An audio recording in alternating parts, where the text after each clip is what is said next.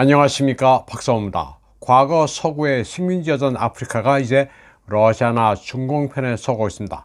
모스크바는 전통적으로 프랑스의 영향권이었던 국가에서 발판을 마련하고 있으며 중공 역시 군사적, 경제적 입지를 크게 강화하고 있습니다. 그만큼 서구가 아프리카에서 인심을 잃은 겁니다. 2022년 터키 에르도안 대통령은 흑해 곡물 회랑을 통해 아프리카에 대한 식량 공급에 집중하겠다는 푸틴 대통령의 제안에 동의했습니다. 에르도안 대통령은 우크라이나에서 수출된 곡물 가운데 유럽이 44%를 흡수하고 정작 기아의 허덕이는 아프리카로 간 것은 14%에 불과했다고 밝혔습니다. 푸틴은 이제 러시아가 유럽이 아닌 아프리카에 집중하겠다면서 곡물을 무료로 보낼 의사도 있다고 말했습니다. 13억 인구의 아프리카는 러시아의 곡물, 석유에만 관심이 있는 게 아닙니다. 러시아 대통령 경제고문 루슬란 에델그리예프는 아프리카가 정수기술, 쓰레기 처리, 식품 분야에서의 협력도 요청하고 있다고 밝혔습니다. 2022년 상반기 러시아와 아프리카 국가 간 무역은 3분의 1 이상 증가했습니다. 인심은 곳간에서 나온다는 말도 있습니다. 러시아는 아프리카 국가에 아주 공을 들이고 있습니다. 그래서 말리의 경우 현지인들은 푸틴에 감사하다고 외치고 있습니다. 이제 푸틴은 돈바스를 구했고 아프리카도 구할 것이라고 말리 현지인들은 대놓고 말합니다. 반면 프랑스에 대해서는 주둔군을 철수하라고 외쳤습니다. 말리에서는 2022년 1월 새로운 정부가 프랑스군의 철수를 요구했고 결국 8월에 떠났습니다. 말리 정부는 테러 분자 지하드와의 전쟁에 도움을 달라고 러시아 바그너 그룹에 요청했습니다. 러시아는 말리에 대해 헬리콥터와 전투기도 지원해주고 있습니다. 그리고 바그너 그룹을 파견해 군대 훈련을 돕고 있습니다. 말리뿐 아니라 부르키나파소에서는 시위대가 프랑스 대사관 앞에서 러시아 삼색기를 펼치면서 프랑스 물러가라고 외쳤습니다. 길거리 노점상이 러시아 국기색의 모자를 쓴 모습이 이채롭습니다. 이 정도로 밑바닥에 친러 정서가 대단합니다. 중앙아프리카 공화국도 사정이 비슷합니다.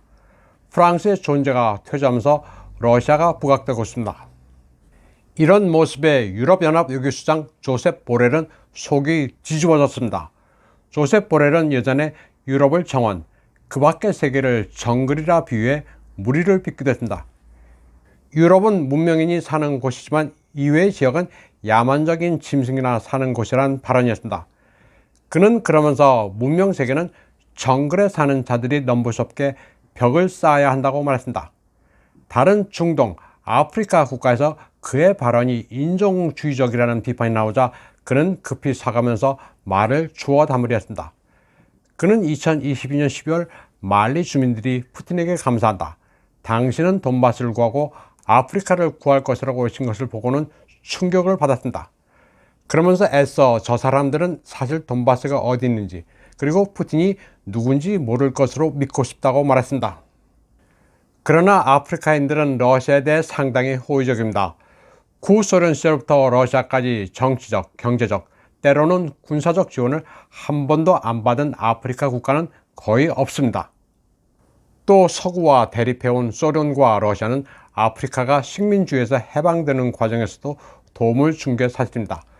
소련과 러시아가 좋다, 나쁘다를 떠나서 이는 객관적인 사실입니다. 푸틴 대통령은 러시아가 아프리카 국가들과 매우 안정적이고 우호적인 관계를 유지하고 있다고 말합니다. 그러면서 서구가 아프리카인들의 어려운 상황을 이해한다면 러시아 식량과 비료 공급을 방해하지 않을 것이라고 말하기도 했습니다. 그러면서 러시아가 곡물을 공급하는 대신 아프리카로부터는 기후적 여건 때문에 러시아에서 재배할 수 없는 작물을 더 많이 구입하겠다고 말했습니다. 또 아프리카 무기시장도 지금 러시아와 미국의 위치가 거의 대등하다면 앞으로는 그 균형이 기울어져 러시아산 항공기, 전차, 방공 시스템을 더 많이 구입하게 될 것이라고 말했습니다. 이에 대해 미국 펜타곤은 러시아를 중공과 함께 이 지역에서 미국의 이익에 대한 위협으로 간주하고 있습니다. 로이드 오스틴 미 국방장관은 미국 아프리카 정상회담에서 중공이 경제수단으로 아프리카에서 존재감을 높이고 있다면 러시아는 계속해서 아프리카 국가들의 무기를 판매하고 전역에서 용병을 사용하고 있다고 주장했습니다. 첨언하자면 중공도 아프리카 지역에 공을 들이고 있습니다. 러시아와 나란히 미국의 영향력을 마모시키고 있습니다. 신강 중공 외교부장의 첫 외국 순방지가 아프리카 국가들입니다. 그는 이디오피아, 가봉, 앙골라, 베닌, 이집트를 방문해 중공이 이 지역에 뭘 해줄 수 있는지를 말했습니다. 중공은 아프리카의 도로, 철도, 병원, 항만 등 인프라에 대대적으로 투자하고 있습니다. 그리고 개도국들을 빚의 함정에 빠뜨린다는 비난을 의식한 듯 부채도 일부 탕감해줬습니다. 이런 부분은 아마도 러시아 모델을 배워가고 있는 것 같기도 합니다. 서방 세계가 그동안 악독하게 했으니 조금 너그럽게 하면 이 지역의 마음을 살 수 있다는 계산도 있어 보입니다. 아프리카가 미국과 서방의 반감을 가지고 있다는 것을 역으로 이용하는 원교 근공이 대단하기는 합니다. 본론으로 다시 돌아가 보면 미국의 반러 입장은 아프리카에서는 먹히지 않고 있습니다. 러시아는 아프리카와 거래하면서 자국 통화로 결제하는 방향을 추진하고 있습니다. 사실 미국이 러시아를 스위프트 결제 시스템에서 배제한 것도 웃기는 겁니다. A국이 B국과 거래할 때 달러화를 쓸 경우 송금을 할 때 미국을 거치게 됩니다. 미국이 막으면 돈이 오갈 수가 없습니다. 미국 멋대로 제재를 한다면서 스위프트 시스템으로 횡포를 부리는 겁니다. 아예 자국 통화로 결제하면 미국의 방해를 받을 일이 없습니다. 아프리카에서 러시아의 영향력이 커지자 미국은 이를 견제한다면서 아프리카에서의 악의적인 러시아 활동 방지라는 법안도 준비하고 있습니다. 법안 이름이 악의적인 러시아 활동 방지입니다. 악의적인지 아닌지의 기준은 엿장수 마음대로입니다. 이에 대해 브릭스의 일원인 남아공은 말도 안 된다면서 당장 법안을 폐기하라고 미국에 요구했습니다. 기본적으로 아프리카는 비동맹 외교 노선을 지키고 있습니다. 그래서 러시아의 특수 군사작전을 지지하지는 않지만 이를 비난하라는 미국의 종용은 거부하고 있습니다. 남아공은 금, 우라늄, 다이아몬드, 백금의 선두주자이기도 합니다. 그런데 러시아와 돈독해지자 서방 열강의 반대에 직면하고 있습니다. 러시아는 최근 킨잘 극초음속 미사일로 무장한 아드미랄 고르시코프 호위함을 인도 양쪽으로 보내 남아공, 중공과 연합 해군 연습을 하기로 했습니다.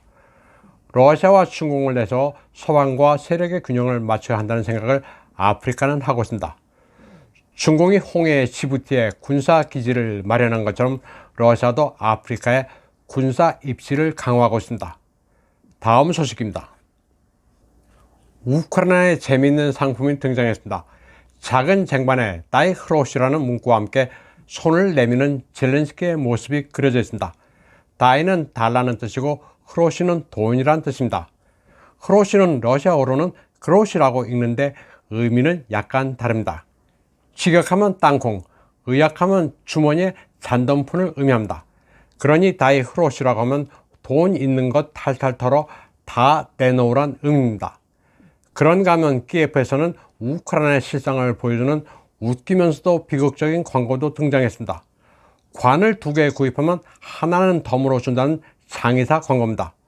얼마나 많은 사람들이 전장에서 죽어나가면 이런 광고가 등장하는지 모를 일입니다. 최후의 우크라이나인까지 결사항전이란 이름으로 희생시키는 젤렌스키 정권의 속성을 알 수 있습니다. 이번 방송은 여기까지 하겠습니다. 시청해주신 여러분 감사합니다.